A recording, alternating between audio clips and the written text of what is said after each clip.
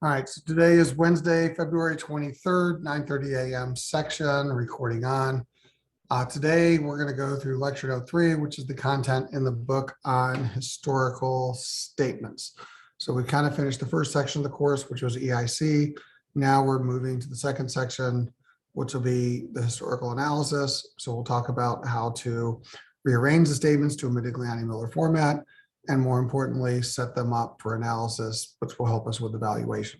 So that is the next stage of our class. And the converting of the statements will be homework 5, which will be due on Monday as your first and next assignment. So before we get to that, I just want to let you know to grab 2 files that might help you with the class today. One under lecture notes in the files section, we're going to do lecture note 3.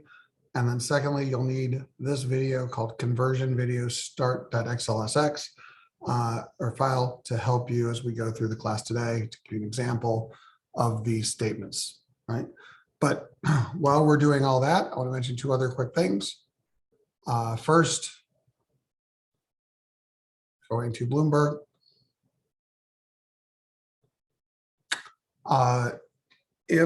And again, horrible news in the markets, what's going on, even before this kind of Russia-Ukraine situation got out of hand, but markets have been down. But let's just check on your Bloomberg trading challenges, because it doesn't matter if it's a good or bad market, you still have to invest. So idea or T message, and looking at the teams, here is section 201. So these will be all the teams in this section. You're going to be scored on portfolio value. And so right now, it's a tough market. The team with the lowest portfolio value is in first place. Now, very important, you need to have at least 10 longs or you're not going to be counted. So this team needs to make at least 1 more trade, this team 3, this team 2.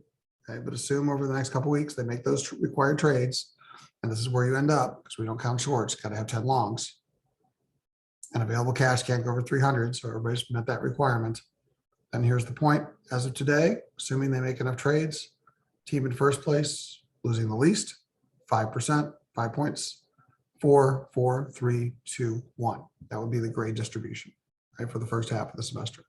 So again, it's who lost the least, because it's just a really tough market out there. But nonetheless, you have to keep trading. And again, these 3 teams need to at least buy 3 more stocks, 2 to 3 more stocks each. Okay. All right, so that is the Bloomberg Trading Challenge. If there's any questions, kind of giving a sense of how you're doing in this section. The other thing is you had to do a homework 4. And as part of homework 4, you had to go to the equity screening tool. And as part of the homework 4, you had to do 2 things. First, you had to create a custom formula for operating ROIC. And that would have given you a formula, which would have been part of your custom formulas over here. Okay. NOPLAT divided by operating invested capital. You would have to do a custom NOPLAT, custom operating invested capital to calculate the ROIC. Once you create the custom formula individually, you can then use that in your screens. So that's what we're doing here. So basically, I believe we said 3 criteria. Criteria 1 was they were in the S&P 500 index. They had an operating ROIC, I think we said greater than 20%.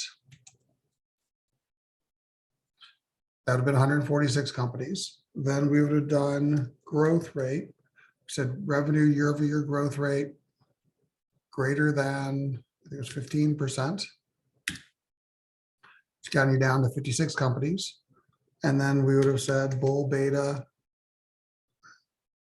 greater than 2,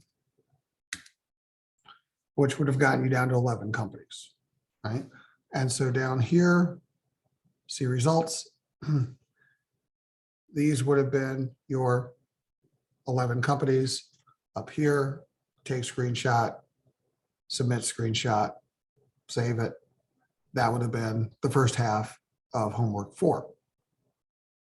Okay, questions about any of that?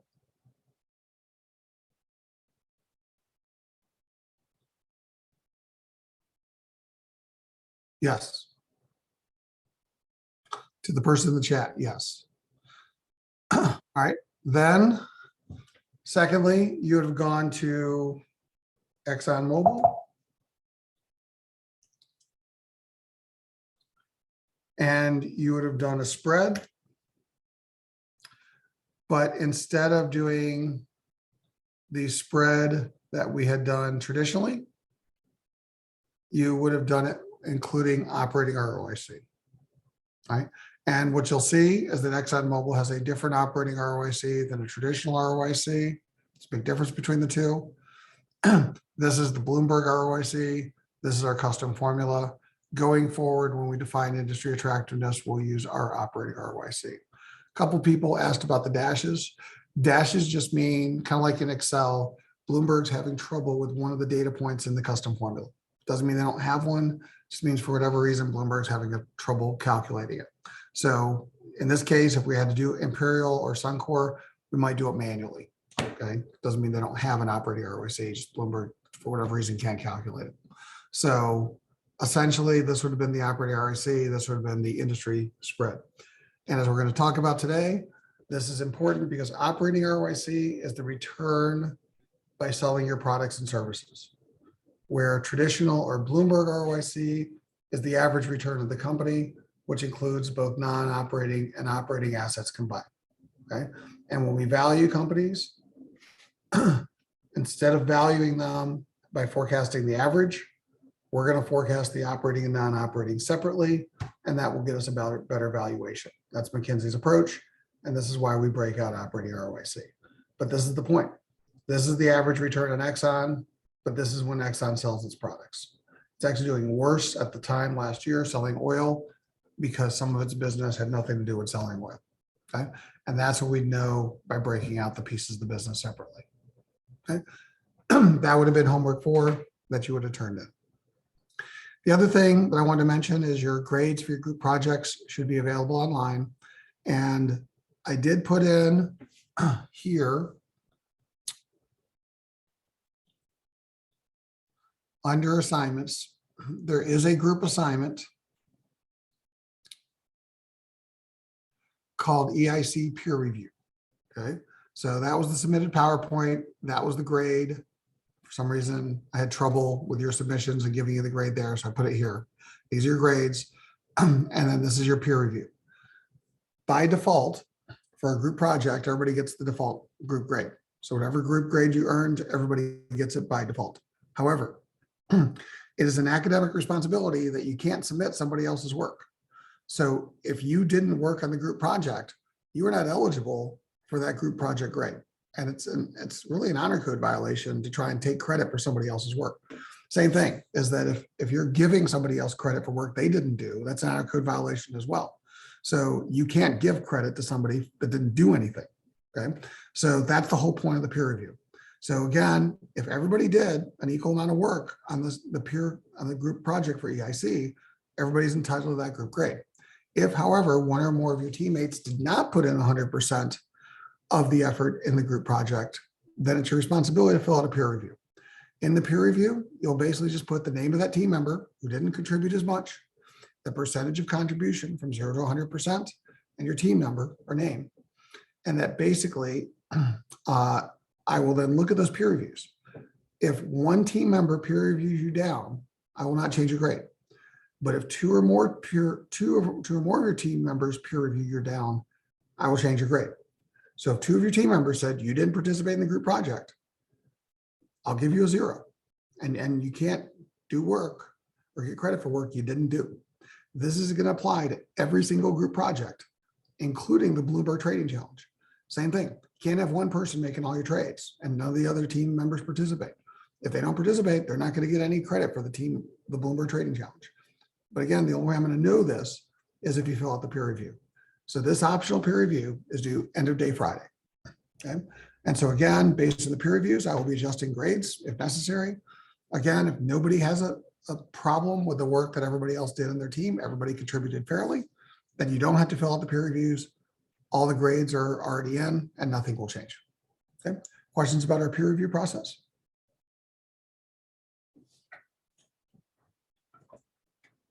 All right, great. So continuing on.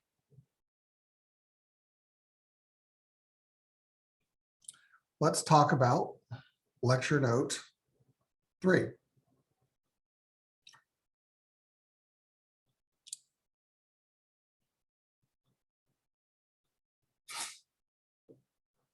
So what we're going to be doing this semester is we're going to be converting the GAAP financial statements into what's known as a Modigliani-Miller format.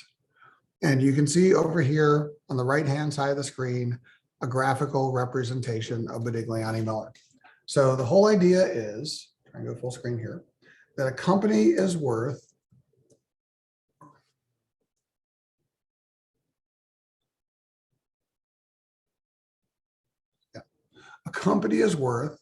the sum of its future cash flows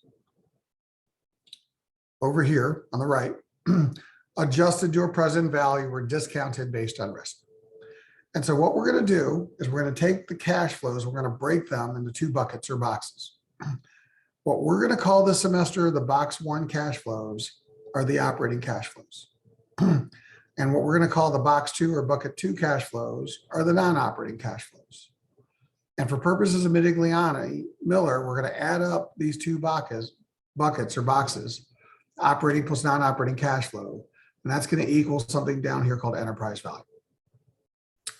And then what we're going to do is we're going to say the enterprise value is the cash that we can distribute to the debt holders. We're going to call our box 3 cash flows. And the shareholders, box 4. So 3 plus 4 as a mnemonic will also equal enterprise value, right? In fact, using this process, enterprise DCF is very straightforward. 1 plus 2, operating plus non-operating cash flow equals enterprise value. Subtract the debt cash flow, and what's left equals equity cash flow. That's enterprise DCF, okay? So the point is, once we put our financial statements into this format, it will be very easy and straightforward to forecast and do valuations, right? And this is an extra step that you're traditionally not taught how to do that we're going to do this semester. The conversion of the financial statements first into the economic format of Modigliani-Miller, then forecasting those statements to create the cash flow. That's the process we're going to do. I'm also adding this semester a mnemonic, this concept of 1, 2, 3, 4, which is unique to this class as a way to just help you with a new process that you're not familiar with. If you start talking about this 1, 2, 3, 4 process outside the class, people will look at you like you're crazy. They'll be like, what are you talking about? So this is really just something to help you. This 1, 2, 3, 4 labeling this semester as we go through this material. So to give you again a conceptual overview of what we're about to do, the next slide, there's going to be 2 ROICs, what Bloomberg calls ROIC and what McKinsey is going to call operating ROIC. Modigliani-Miller is going to call operating ROIC. The major difference is one is an average return on capital. It's the return in the operating and non-operating mixed, the total assets. The operating ROIC is going to break out the operating and non-operating separately. So we're going to get a return in the operating assets and a return in the non-operating assets separately to get an overall average return on invested capital, right? And this is why it matters. I'll give you an example in the real world. Let's say, go back to Bloomberg, we were valuing Apple. And right now, RV as an example, Apple custom ROIC has an ROIC of 54%, 53.94%. And they have a WACC, kind of our spread, of 9%. And we know that this is cash flow, okay? So therefore, $1 of investment equals 54 cents of cash. That's how much cash profit they make. And if I keep making 54 cents of cash profit per year and I figure out how fast it grows and I discount it at 9.42%, I can value Apple. It's conceptually what we do using the kind of key value drivers for valuing a company. And that would equal the $2.71 trillion value, right? But here's the problem. If we do that and we assume this is cash flow, and every time they sell another product or service, think sell another iPhone, the future sale of the iPhone should make 54 cents because that's what they're making on their products today. However, this includes everything Apple, which means the iPhone business and a whole bunch of cash sitting in a bank making 1%. And we average those two together, they make 54%. But if we actually take out all the cash that's making 1% sitting in a bank, we're left with the operating ROIC as a custom formula. And we'll see that the operating ROIC for Apple is actually 456%. So $1 of investment actually generates $4.56 of cash profit, not 54 cents of cash profit when they sell phones and iPads and iMacs. And so that's the point. Like Apple going forward, every time they sell a phone, they make $4.56 per dollar. Every time they put $1 of cash in the bank, they make 1 cent. Okay. You average the two together, they make 54% overall rate of return. Now, selling the phones is going to happen at a different rate than selling cash because Apple doesn't need to keep reinvesting its cash to sell more phones. That doesn't make any sense. So really, over time, as it sells more phones, this is going to be, the 456 is going to be more indicative of what drives the $2.7 trillion valuation than the 54%. Okay. And again, I'll go a little deeper to show you this. So if you looked at Apple's FA financial statements, Apple has almost $200 billion of cash sitting on the balance sheet. So that's the point. That's a non-operating asset. They don't need to borrow another $190 billion worth of cash to sell the next $365 billion worth of products. That wouldn't make any sense, right? What they need to do is they need to invest in working capital and property, plant, and equipment. So Apple, which last year on its income statement made operating profits of $109 billion, that's the return. From an investment standpoint, you can see it here. They had 26 billion of receivables. They had inventory of 39 billion, so 66. They had accounts payable of 55. So 66 minus 55 is about 11. And they had, just simplicity, property, plant, and equipment net of 49. So they got about $60 billion worth of real assets that they're actually using to make their phones, right? And so that's the point. They're making $100 billion worth of profit on $60 billion worth of kind of tangible assets. It's not a 54% return. It's a much higher return. There's a couple of adjustments we'd have to make with Apple, but conceptually, that's the point, because they don't need to borrow $190 billion worth of cash. All this cash they have, they don't have to keep borrowing it to sell more phones. So if we use the average ROIC, which is what we see every time we look it up in Bloomberg, then we are misunderstanding how well Apple's going to do in the future. Does that make sense to everybody? Questions about this?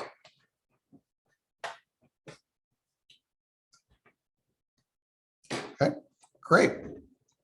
Glad this is crystal clear to everybody. So continuing on.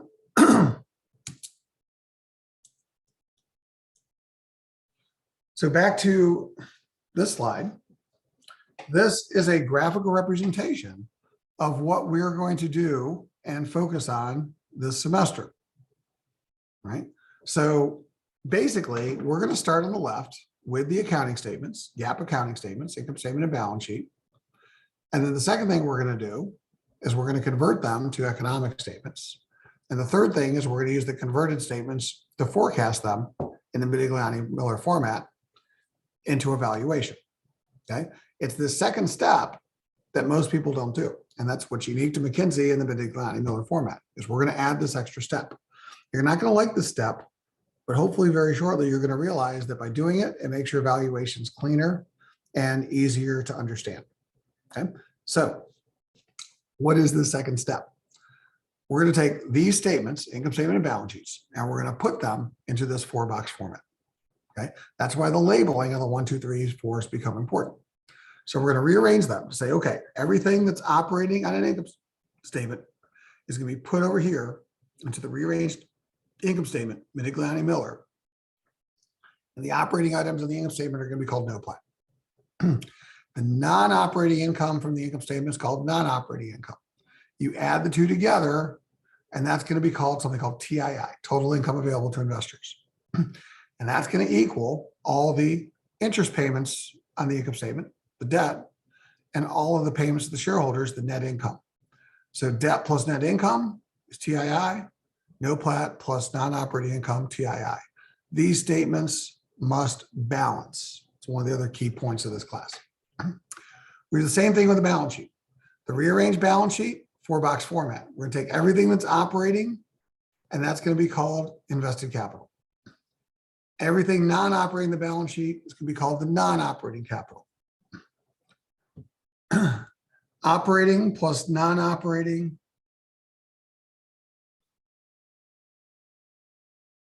is TFI, total funds available to investors or total funds invested. We're then going to take all the debt off the balance sheet and all the equity on the balance sheet. Debt plus equity equals TFI. This will be the rebalanced balance sheet. This will be the reorganized income statement. Okay. Doesn't matter which of these two statements you do first, you got to do both these statements. What you'll then do is after you convert these statements, you create statement number 3. This is called CFI, or the cash flow statement, cash flow available to investors. How do you do that? Process is income statement minus change in balance sheet equals cash flow. That's just the way we calculate cash flow.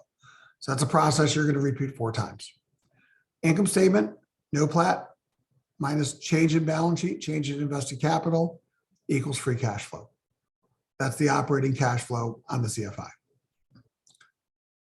Non-operating income minus change in non-operating capital is non-operating cash flow. Total income available to investors minus change in total funds available to investors equals CFI. Or free cash flow plus non-operating cash flow equals CFI. Okay, start to also see work across or down. Debt minus change in, or interest payments minus change in debt, cash flow to debt holders, payments to shareholders, change in equity, cash flow to equity holders. Debt cash flow, equity cash flow, CFI. 2 sides, always balanced. Once we have these formats, forecast free cash flow, operating value of the firm. Forecast non-operating cash flow, non-operating value of the firm. Add operating and non-operating value, that's enterprise value. Forecast the debt cash flows, debt value. Forecast equity cash flows, equity value. Debt plus equity, enterprise value. Or operating plus non-operating cash flow equals enterprise value minus debt equals equity. That's enterprise DCF. So that's the point. Once we kind of do this, it makes the valuations extremely straightforward, and you get a clear picture of what's going on with the firm. But the other thing I want to illustrate on this slide is the difference between what we're going to call Bloomberg or traditional ROIC and what McKinsey calls operating ROIC. Operating ROIC is right here. It is your no plat divided by the invested capital. That's operating ROIC, which drives free cash flow. What Bloomberg calls ROIC is actually here. It's the TII divided by the TF. I'm having trouble drawing with my mouse. TFI. This divided by that is what they call ROIC. But what that's actually driving here is an average return on investment, because it's the average of the two above. Okay. And so the difference in the way that we're going to value, and I tried to show you the answer for Apple, is for Apple, this is 54%. This was like 400 and whatever the number was, 50%, give or take, because this is 1%. And that's the point. Apple averages 54% because they get a huge return on their, whatever that number was. I'm just trying to remember, it might be a couple points off, but they get a huge return selling their phones. They don't get much on the cash. You average the cash, they get 54%. But these two are not going to always grow at the same rate. So that's the problem with the way people traditionally do forecasting, is if I use Bloomberg ROIC, I assume these grow at equal rates in the future, but they're not. So that's why people always misunderstand the value of Apple, because they assume that they're growing 54%. They're not. They're growing at 450%, because that's the point. This is what they make when they actually sell their products. This is what they make when they keep cash in the bank. They're not going to keep putting $190 billion of cash in the bank, right? This doesn't make any sense. And so that's why Apple is actually going to get a much better return than what it looks like on their historical statements. Again, questions? Trying to connect some dots here. Okay, great. Again, I know I'm being crystal clear and nobody has any questions. So let's go back to the conversion. So in the book, it's here. There we go. This file is the one I told you to download in the file section. It's called conversion video start.xlsx. Right? And this is the example for the income statement and balance sheet that's in the book and the chapters on the conversion. Okay. And so what we're going to do is we're just going to quickly show you how you're going to do the conversion and create the tabs for each one of these statements. Using this working example, you're welcome to follow along with me, because this is in a way leading up to homework 5, which you're going to do in a much more complicated set of statements for Monday and continue on for a few more weeks in the semester. So back to the conversion, the first step is to label them in the Modigliani-Miller format as 1, 2, 3s, or 4s. Operatings are 1s, non-operating 2, debt is 3, equity is 4. The way you tell the difference between operating and non-operating cash flows is that operating cash flows come from selling more products or services. So if it's something that helps me sell another product or service, and I got to invest more of it to sell that product or service, it's operating. If what I own has nothing to do with sales, it's non-operating. So back to Apple. If I got a bunch of cash sitting in a bank account, that doesn't help me sell more products. It has value, but it's a non-operating asset.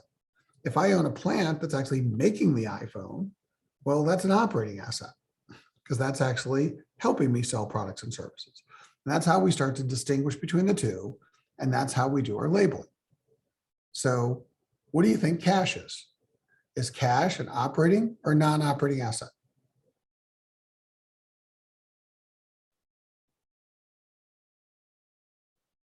In this example.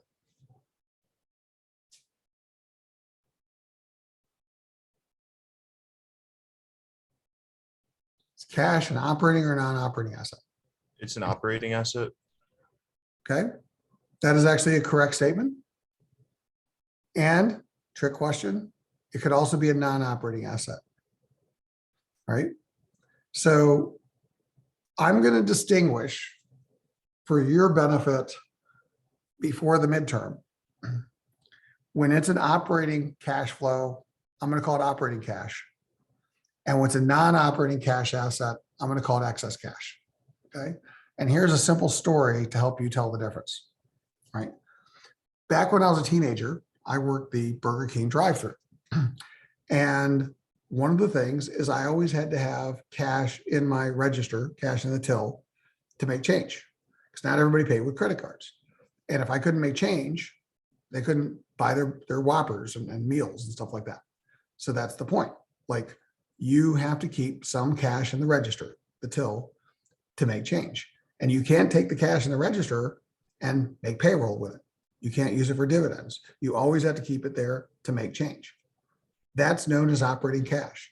There's a part of cash in any business that can never be paid out to investors because it's actually tied in the day-to-day running of the business. That cash is operating and it's part of working capital. Now, in Apple's case, where they got almost $190 billion worth of cash lying around, they don't need $190 billion to run their day-to-day operations. So when you get to be above the day-to-day cash, all that cash is called excess cash. And that is discretionary cash, which is non-operating, has nothing to do with sales, and can be paid out. And that's how we start to tell the two differently, okay? So for purposes of your assignments before the midterm, I'm going to tell you what's operating and what's excess, okay? After that, we're going to have to figure it out for real world companies, right? But nonetheless, for purposes of the simple example, we're going to call this operating, okay? Because it's not a lot of cash. So we're going to say it really can't be paid out. It's mostly working capital. But if it were excess, I would call it excess cash, right? What do you think inventory is? Do you think it's an operating asset or a non-operating asset?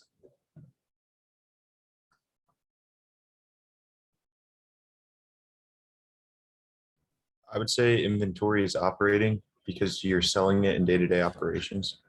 Exactly. Right? What about the manufacturing plant that makes the inventory? PP&E. Operating, non-operating.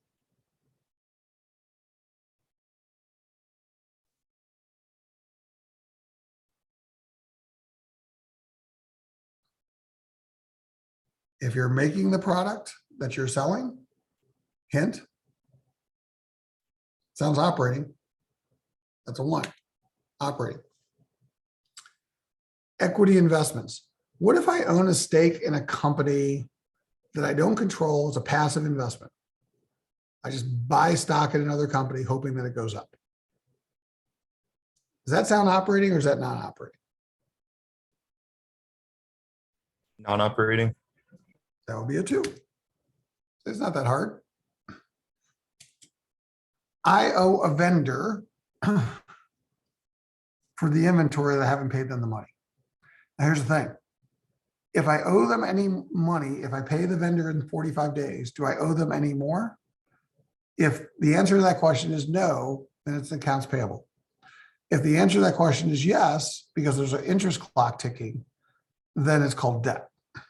So the point of debt, or threes, are when I pay it back, I have to pay it back plus some form of interest.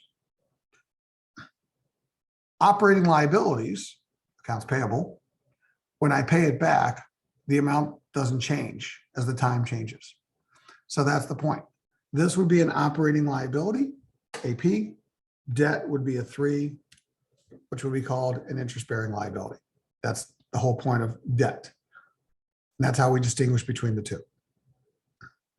And then the final one is retained earnings, is the shareholders' money. That's an equity cash flow. That's a four.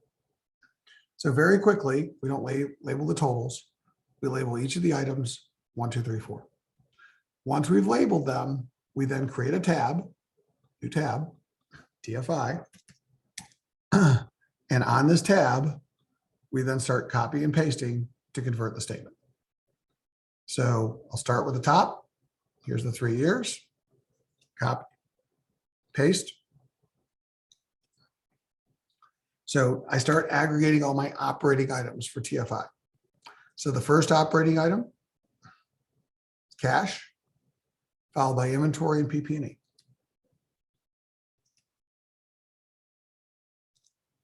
Okay, so just moving those over. Those are all my ones.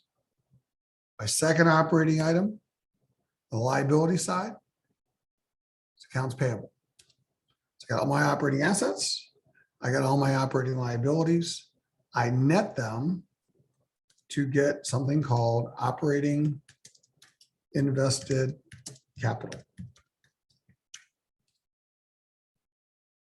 or what everybody else will call this semester invested capital. But I'm going to add the word operating just to help you distinguish between just that. what Bloomberg calls invested capital and what we're going to call invested capital, we'll kind of use the same terms, but when you talk about invested capital, we're going to be talking about operating invested capital. Operating invested capital is all the assets. So cash plus inventory plus PP&E minus accounts payable, minus the liabilities. We net the operating invested capital 380, 440. We then look for any twos, any non-operating capital. Our twos are our equity investments. That's the only two on the balance sheet. We then get our non-operating invested capital. Just to write this out, and that's just by twos. Any assets minus liabilities. We have assets. And that would overall get me something called TFI, total funds available to investors, which is the operating plus the non-operating. 395 and 465. And that's going to equal my debt, threes, and equity, fours. If I add my threes and fours together, debt plus equity, 395 balances with 395. I have this much invested in operations, this much in non-operating activities, 380 plus 15 is 395. I have it financed by interest-bearing debt of 225 and shareholder money of 170, 395 of financing, 395 of investment. This is what we mean by a balancing statement. Both of these sides of the statement have to balance. If you do not have a balancing statement, you do not have a correct answer. This is where the labeling will help you. In the first class this morning, you can see it on video. I was bleary-eyed, I was tired. I forgot to put the equity investments on this screen. So we did operating invested capital, we did debt and equity, and I showed them 380 didn't equal 395. 440 didn't equal 465. So I had an unbalanced statement. And I actually asked the class, like, what am I missing? And one of the students said, oh, you forgot to put the two in there. You forgot to put the equity investments. And that's the point. Like if I leave something out, I will have an unbalanced statement, right? And so the reason why I tell you the labels is the labels help you when you forget something, because it's very obvious that I forgot a two, because I can count. How many ones do I have? Okay, I got the same amount of ones over here. How many twos do I have? I got a two there. Where's my two here? Oh, I forgot my two. That's why my statement doesn't balance.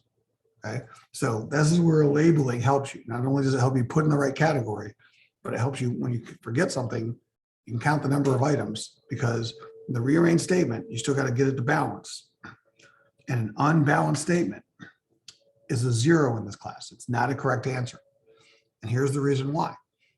If it's unbalanced and one of these two numbers is correct, you can't tell me with certainty which number is correct. It's a 50-50 probability that one of these two numbers is correct, and you really don't know. If the statement balances, you know 395 is the right answer because you can show me both sides balance. So that's the other thing in this class. I'm going to make you foot all of the balanced statements here. You're going to hate it, but it's good discipline even beyond this class, because in the real world, you could make a mistake. You could calculate ROIC and leave out something and not realize that you have the wrong ROIC. And the only way that you'll realize it is if you balance it. And so that's what I'm saying. This is actually good discipline, even in the real world. It's an extra step. It takes more time, but it actually makes what you do better because you're less likely to make mistakes when you balance statements. But regardless, that's the standard for this class. You will have balancing statements, right? Or you will not get credit. This is TFI. Questions about TFI?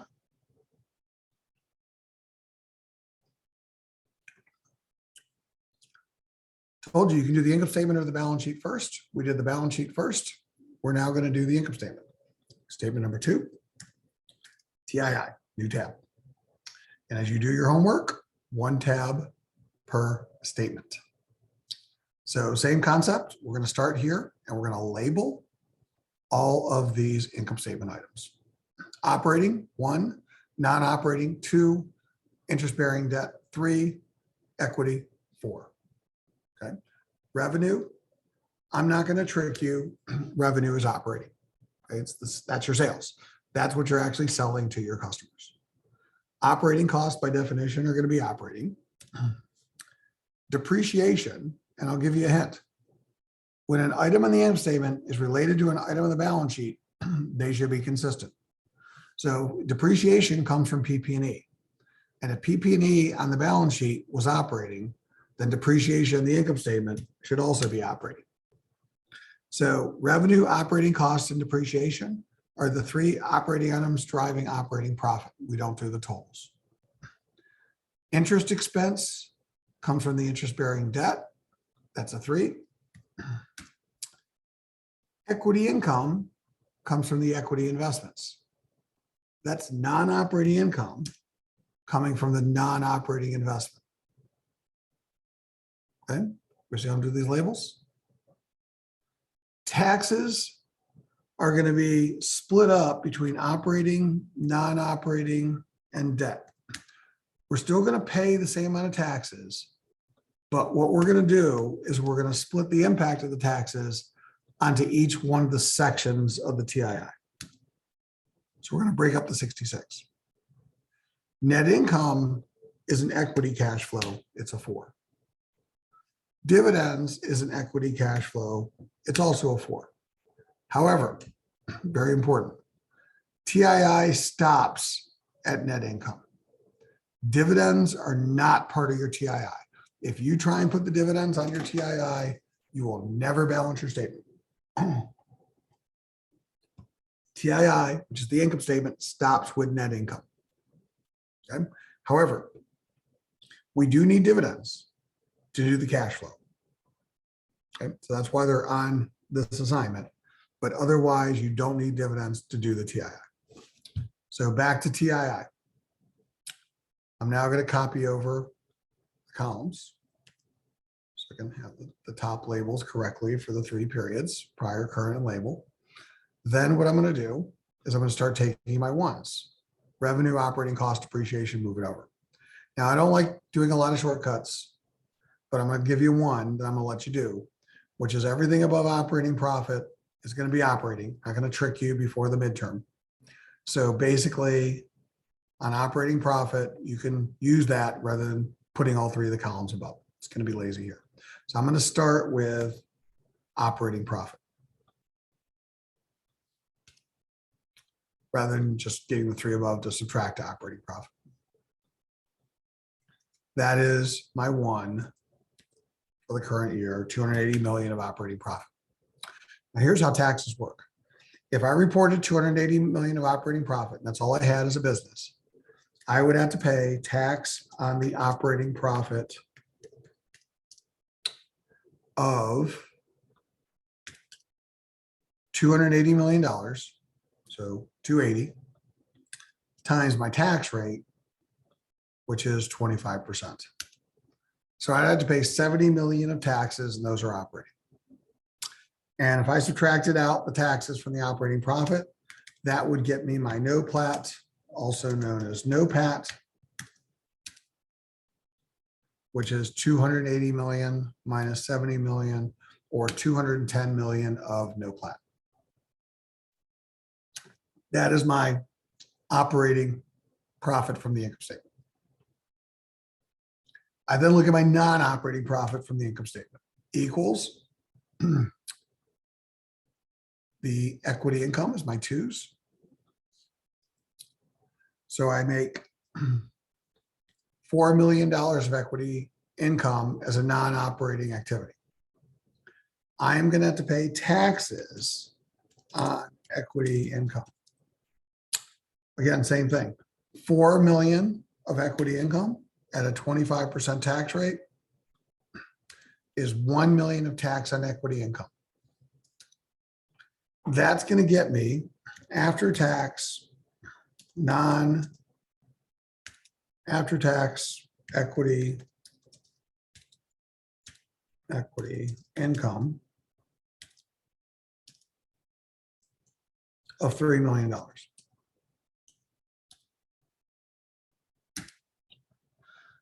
So I'm writing this out. If you are savvy enough and you just want to do as the book does, put 3 on the page because you know it's the pre-tax number times 1 minus the after-tax number, that's fine. All right. But I find it helpful to break out the pieces so you can clearly see how you got to the 3 million. Here's the equity income. Here's the tax on the equity income. Here's the after-tax equity income. There's the $3 million.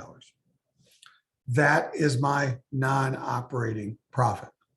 TII adds the operating, the no plat, plus the non-operating, the 3 million. So I get 213 million of total income available to investors. That is the profit from operating and non-operating activities that I can pay the debt holders and the shareholders. Questions about the top half of TII? Okay.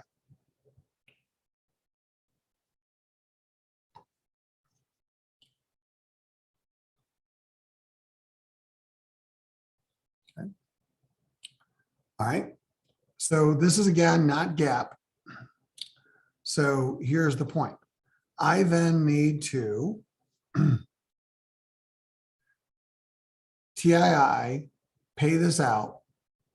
So the format of the statement is the payouts are positive numbers, right? Again, this is not the GAAP income statement. This is Modigliani Miller. And the idea here is that I have income. And so therefore, since both sides of the statement had to balance, the payouts on this side of the statement that we're about to do, called the funds flow or financing side of the statement, have to equal the profit side of the statement. Okay. So payouts are positive numbers. So back to the next, the debt holders. I paid off the income statement, $20 million of interest expense right here. So on my TII equals data, interest expense,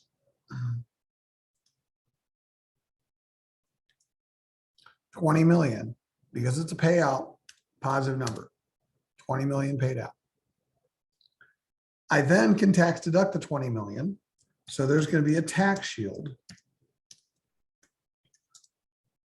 on the interest. So 20 million times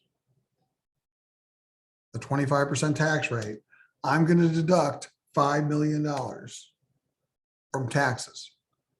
So my after-tax interest expense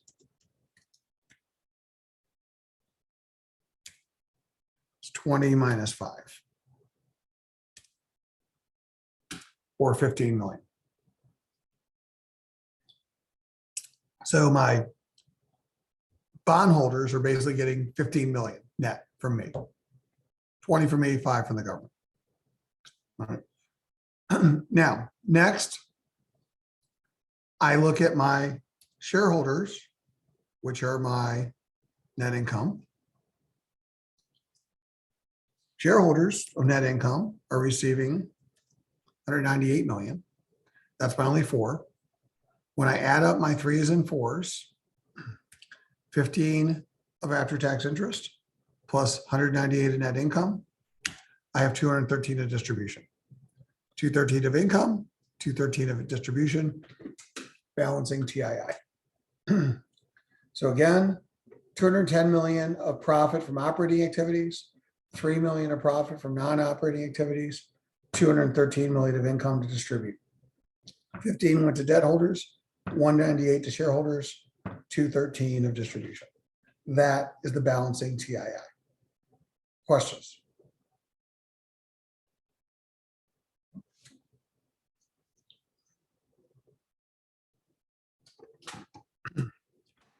It doesn't matter whether you did the income statement first or the balance sheet first. You have to convert both statements in order to create statement number 3, called the CFI, cash flow available to investors. Because as I said before, CFI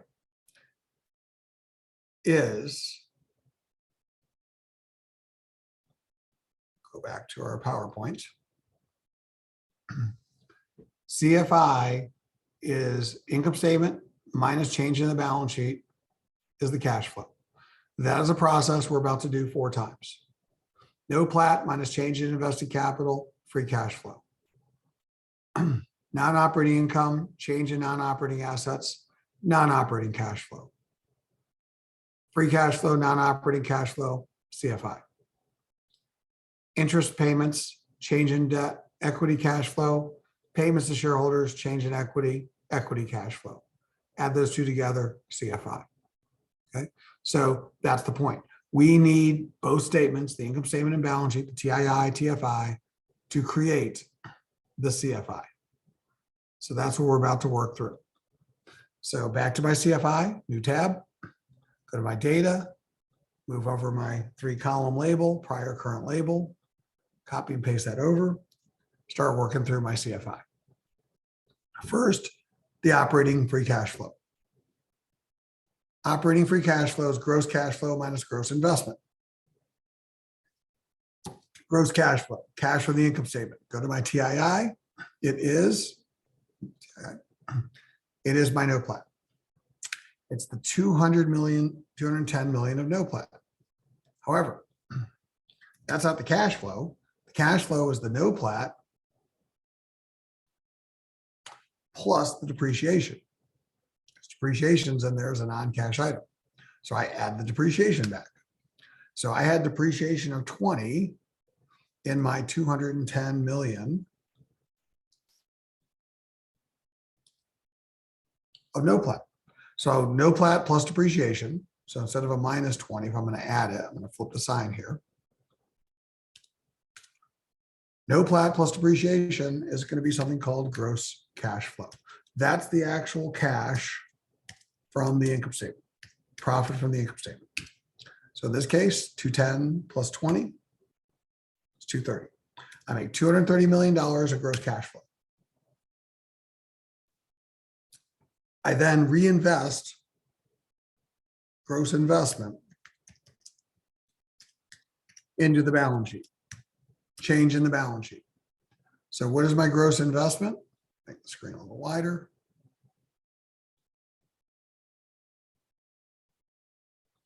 What is my gross investment? It's going to equal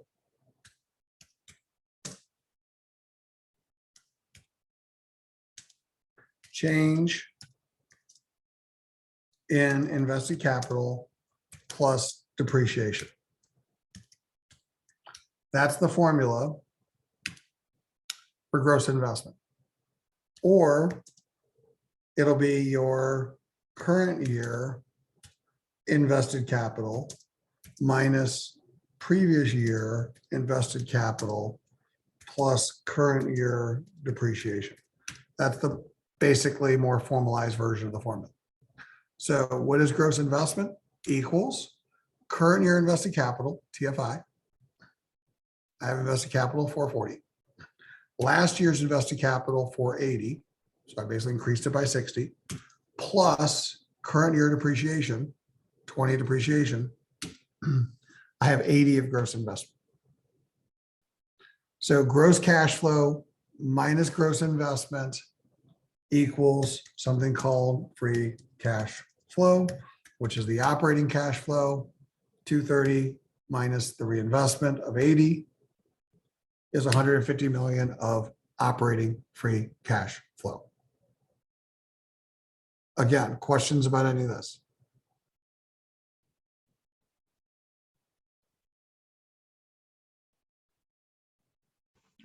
What's the gross investment again? Gross investment is the cash reinvested in the balance sheet. So I had to take some of the 230 million, I had to put it back in the business. The 80 is how much I put in my balance sheet. It's how much the balance sheet grew, change in the invested capital plus depreciation. On an operating basis, that's 150 million of free cash flow, operating free cash flow. Same process repeated. Now I go through my non-operating cash flows. cash from the income statement that's non-operating equals TII. My non-operating cash flow from the income statement was the after-tax equity cash flow. I made 3 million of after-tax equity cash flows from my non-operating investments. Change in equity investments was my non-operating cash flow. Off the balance sheet. On the balance sheet, my equity investments went from 15 million to 25 million. I put 10 million into new equity investments. So my change in equity investments went from 15 to 25. It went up by 10. That gets me non-operating cash flow. When I add the free cash flow and the non-operating cash flow, I get CFI. Okay. Now, here's the thing. The whole point of CFI is as it's named. It's the cash that I have generated that is available to pay out to the investors. That's why it's called CFI. Okay. So I generate 150 million from operations. That adds to my CFI because that's cash that I can pay out. I make $3 million from profits owning another business. That adds to the cash flow that I can pay out. I spend $10 million to increase my stake in another business. That takes away from the cash that I can eventually pay out. So from a sign standpoint, this is a negative to my CFI. And the only way to answer this question I'm asking out loud about whether something is positive or negative is to think it through and to understand what you're trying to calculate. And what you're trying to calculate is the cash that the company's generating. And so when it generates cash, it's a positive number. When it spends cash, it's a negative number. Buying stakes in other companies is a negative number because you're taking away from the cash flow. So the non-operating cash flow is the 3 of profit we made minus the 10 of investments we made. We have negative 7 million in non-operating cash flow. So the CFI is the 150 million from operations plus the negative 7 million in non-operating, or 143 million of CFI. Questions? This is the hardest statement. This is the one you're going to probably struggle with most on your homework assignments.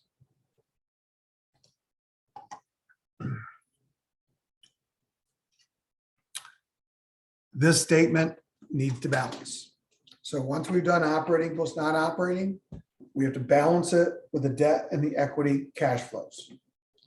Again, just like on TII, this is not GAAP. It's not your GAAP statement of cash flow. This is Modigliani-Miller. Therefore, we generated $143 million worth of cash flow. The second side of the statement, how was it distributed? Distributions are positive because the statement has to balance. 143 million of cash flow equals 143 million of distributions. Any cash leaving the business is a positive number. Any cash coming into the business would be a negative number. So if my profit were -7 and that's all I had, I would need -7 of financing to financing that -7 of non-operating cash flow. Okay. If I generate 143 million of positive cash flow, I can pay that out to the debt and equity holders. Payouts are positive numbers. So third section, debt. Any payments to the debt holders off of TII, we labeled those as 3s. That was the after-tax interest expense of the 15 million. So that is already a positive number, but that stays a positive number because that is a payout to the debt holders. That's my 3. Off of the balance sheet, my 3s off the TFI was the debt. So on the CFI, it is the change in the debt.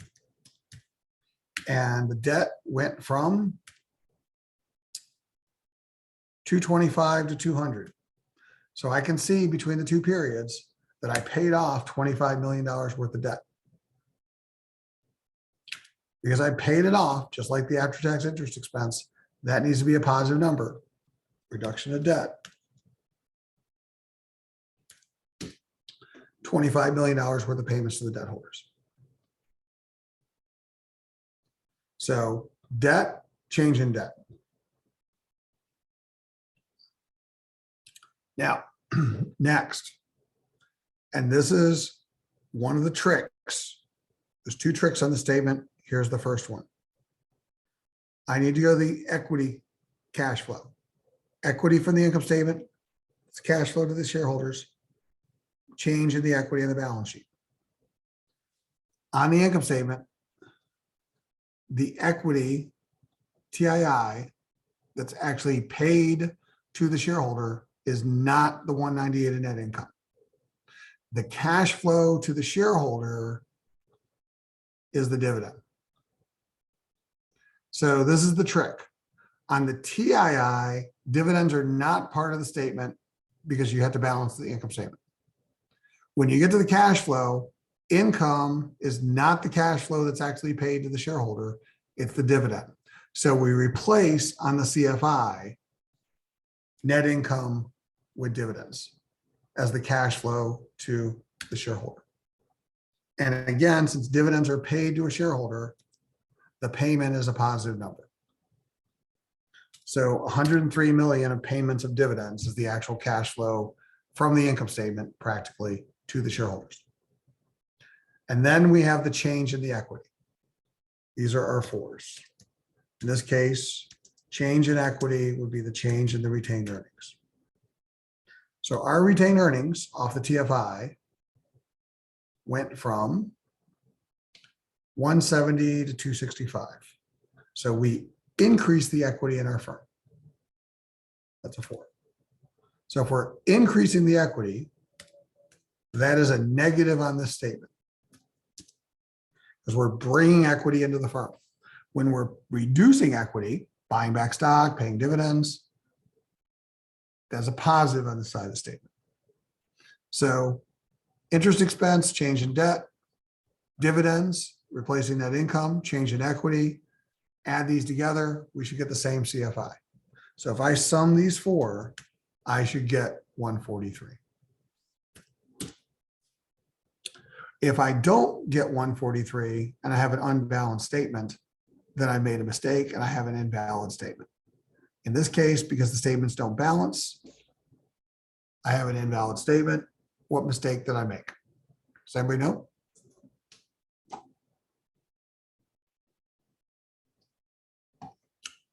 Maybe I hit the wrong sign on equity. That's not it. What mistake did I make?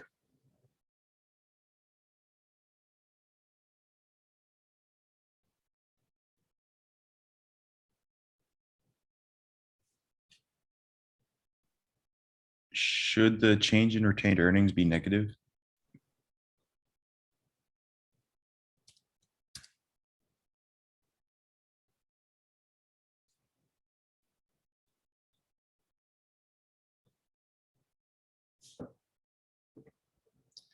Retained earnings is a non-cash account on the balance sheet. A change in a non-cash account has no impact on the cash flow. That is trick number 2 to the CFI. Because we're dealing with cash flows, we're trying to estimate the cash flow of the firm, dividends, not net income, and don't include change in retained earnings on your equity changes.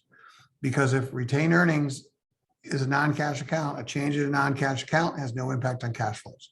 So that would be the mistake. You can't put retained earnings into your equity cash flows. Common stock paid in capital, yes. Change in the stock buybacks, yes. Retained earnings, no. And that's the trick. And you won't be able to do any permutation that gets it to balance if you put it on. So this is what I'm warning you as you do your CFIs. Now you have a balancing statement. So 150 of operating free cash flow, -7 of non-operating cash flow. 143 million of total cash flow available to pay the investors.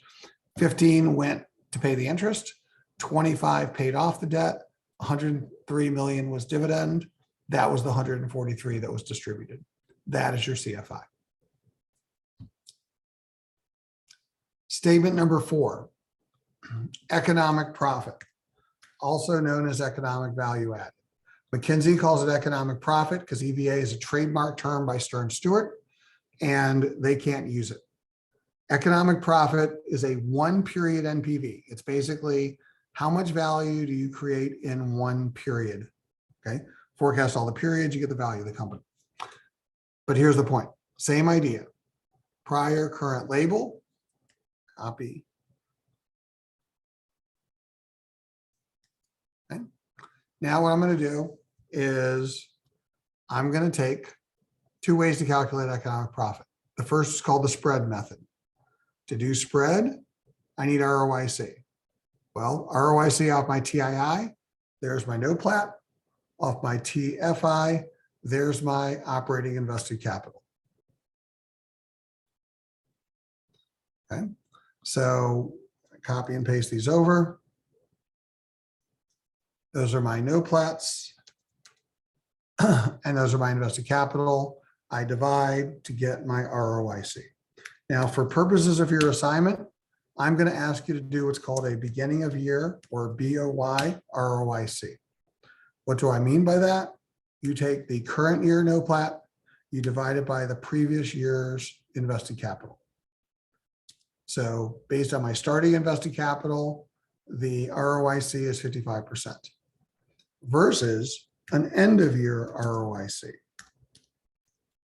If I told you to do the end of year ROIC, you would take the current year NOPLAT divided by the current year invested capital.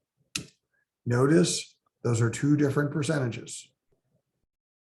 You won't get the right answer if you calculate it using the end of year data versus in the homework I told you to use the beginning of year data. Beginning of year, current year NOPLAT, previous year operating invested capital. Now, I'll then give you a WACC.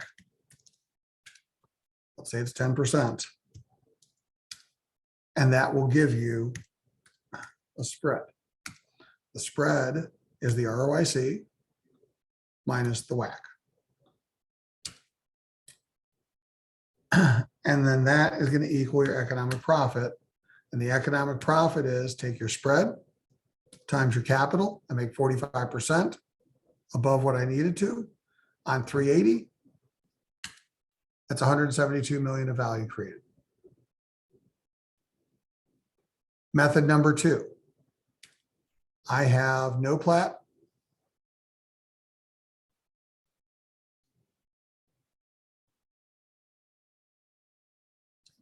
I have NOPLAT of 210 million. I have a capital charge, which is what I owe the investors in dollars for this 10%. So since I owe you 10% on times the 380, I've borrowed 380 and I owe you 10% on that. I owe you $38 million is going to go to pay that interest. Okay, so 210 million of profit less 38 million of capital charge. What's left? It's called economic profit. 210 minus 38 is 172. 2 ways to calculate economic profit: the spread method and the dollar method. They both tell you that this company created 172 million of value last year. Said a different way, this company made a 45% spread because they had a 55% ROIC against a 10% WACC. We just translate the spread into dollars. That's known as economic profit or EVA. These are the 4 statements that you have to calculate and balance for your upcoming homework assignments. Initially, the statements are going to be done to just convert the statements to understand the structure here. Once we've done this, we're going to use this for evaluation and analysis. So it's going to be very critical to being able to do this semester. Okay, but notice how clean it was to create an ROIC, and this is an operating ROIC, once these statements were converted. The formula for spread is ROIC. In this case, since I said use beginning of year, it's beginning of year ROIC minus the WACC. You won't need to calculate this on your homework assignment. I'm just telling you, don't do it by mistake. If I want the end of year ROIC, I'll say use the end of year ROIC. If I want the beginning of year ROIC, I'll say beginning of year. If I want the average ROIC, I'll tell you to average these two together. Average the invested capitals, all right? But here's the point. For homework 5,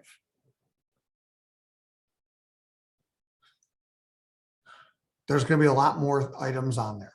There's a lot more 1s and 2s and 3s and 4s in both the income statement and the balance sheets. That shouldn't scare you because you know how to work through the labels.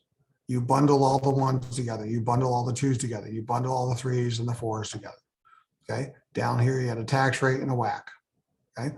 So given these statements individually, you will convert adding the 4 tabs, the 4 statements, TII, TFI, CFI, EP, and you'll basically submit by Monday the 4 balancing statements.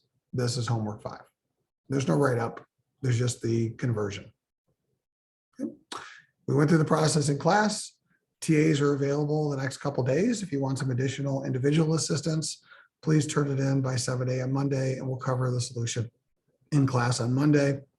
And we'll give you a couple more advanced working versions and talk about the analytics on this next week.